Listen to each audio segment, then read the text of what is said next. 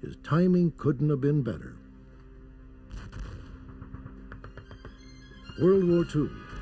The invasion of Italy was underway, and Mussolini's fascist dictatorship was under siege. Mafia collaboration helped ease the Allied forces move through Sicily. Persecuted under Mussolini's regime, the Mafia prepared for a better future. When the Allied forces occupied Sicily, the Allies were particularly concerned to put people in power who could restore order, who were not associated with fascism and were not associated with communism. They actually installed many Mafia figures in positions of power in towns around Sicily. It's not clear if they did so intentionally or not, or the Mafia was particularly shrewd in exploiting a new power vacuum in order to return to power. The fear of having the communists enter the political coalition in Italy was extremely important. It was really a driving force in Italian politics and gave enormous weight to those who could deliver the vote. And the U.S. government was very concerned and put a lot of pressure on the Italian government not to allow the communists into the coalition. And this kind of pressure gave the criminal organizations in the south of Italy enormous political power. As Palermo was made the regional capital of Sicily, and Sicily was made an autonomous region of the Italian state, a great deal of government money flowed into Palermo, and the Mafia was very quick to follow that money. And there was a building boom in Palermo itself, and the Mafia went into the real estate business in a very major way. Dr. Louise Shelley is a professor at American University in Washington, D.C., and the director for the Center of Transnational Crime and Corruption. Crime organizations got these public contracts and enriched themselves through construction, through all kinds of bribes to secure these public contracts, and were able to obtain a lot of the money transferred from the state. So they became enormously rich through their illicit trade and through their public works activities.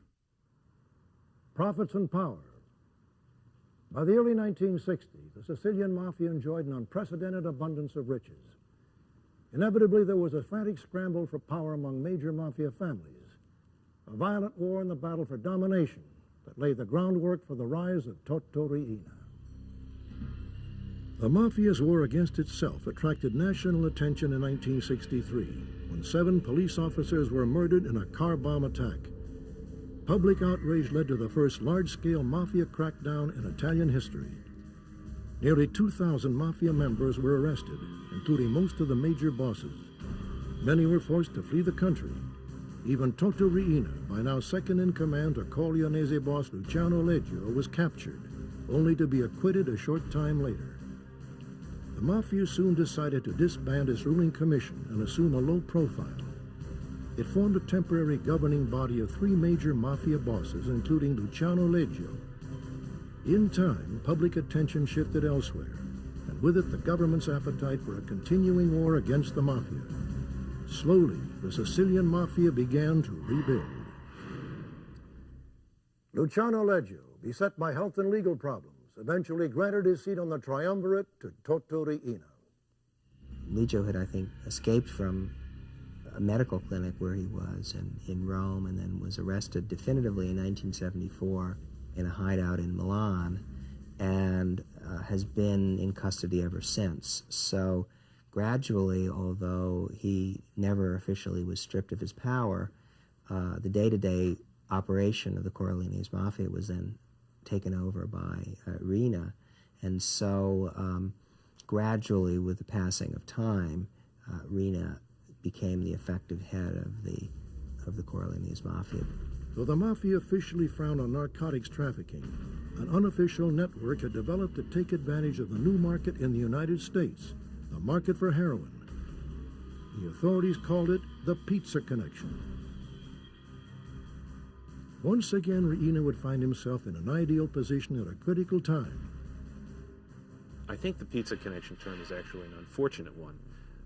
The one that most of us who worked on that case up until the time it got that name thought of was the Sicilian connection, because what had happened was that the Sicilian Mafia had taken over the traffic that had been identified as the French connection in Marseille and Corsica.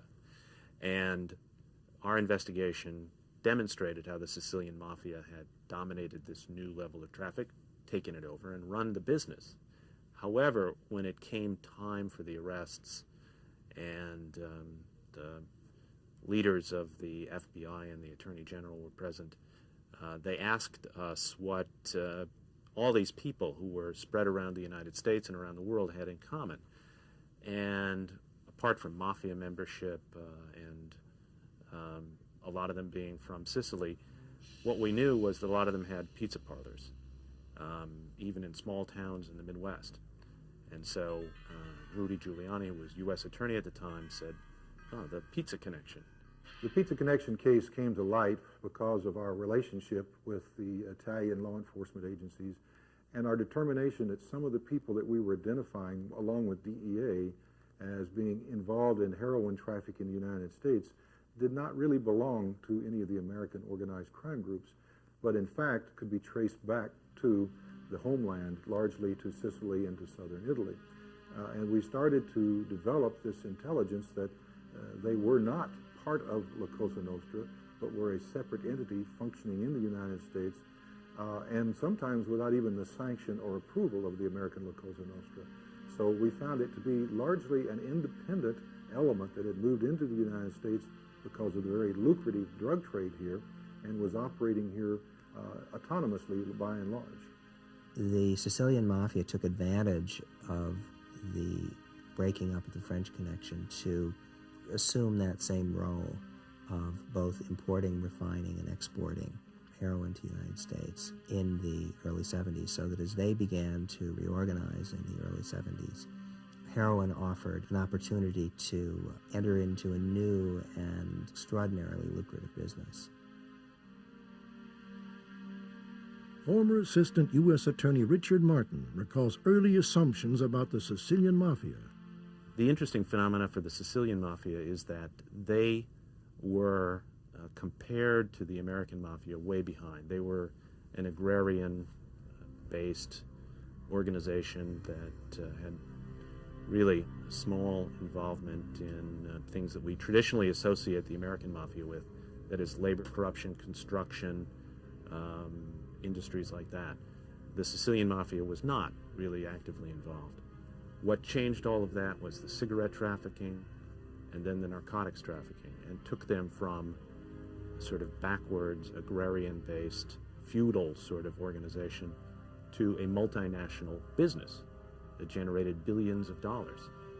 And that change had a dramatic effect on the structure of the Sicilian organization. The Sicilian Mafia was bringing in more money than it could launder. One story tells of an apartment rented simply to store cash profits. Once again, Mafia families would compete for ultimate power. But now, Riina and the Corleonese Mafia would lead the war. Riina's involvement in heroin smuggling was not direct. He, being from Corleone, had few natural connections to the original narcotics traffic. He didn't have boat captains who had access, he didn't have laboratories, and he didn't have a network of people in the United States to ship to.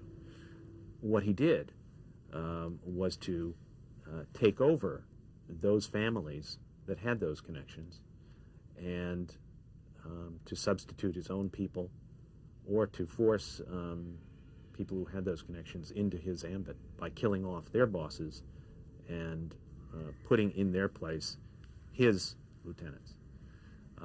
Therefore, he got control of a business that was not naturally one within his territory.